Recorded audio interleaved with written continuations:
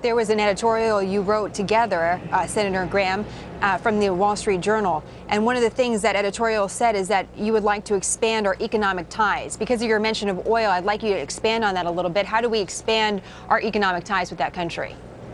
Well, we can go over there and help them build their infrastructure up. There are a lot of business opportunities in Libya.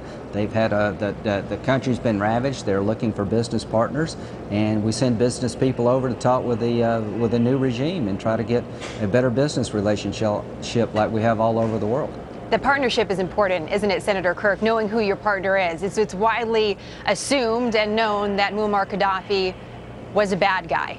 Are we 100% confident, though, that the members of this new government are the good guys?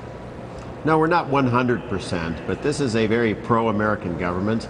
The people of Libya saw the aircraft of NATO overhead equalizing the battle with the professional military of Qaddafi.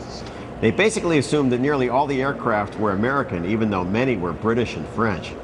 And so because of that groundswell of public support for the United States, most Libyan politicians are going to want to be very friendly towards us. It sounds that you're very positive on the actions that President Obama took to make this happen. I am. This is a great win for the U.S. military, NATO, the Obama administration, but most importantly, the people of Libya.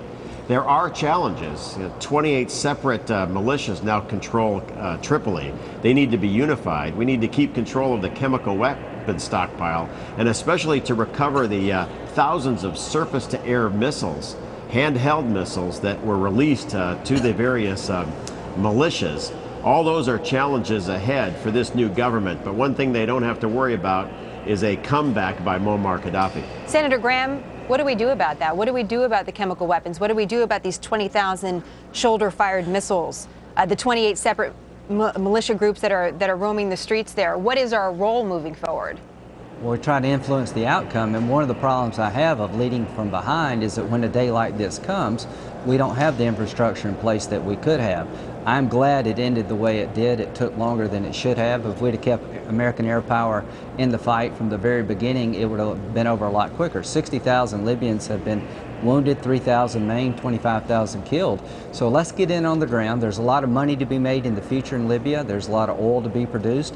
Let's get on the ground and help the Libyan people establish a democracy and a functioning economy based on free market principles. And when it comes to weapons control, get teams on the ground now that can assist this government to make sure that this stuff doesn't fall in the wrong hands. And we don't have much of a presence. There's an opening. Get people on the ground.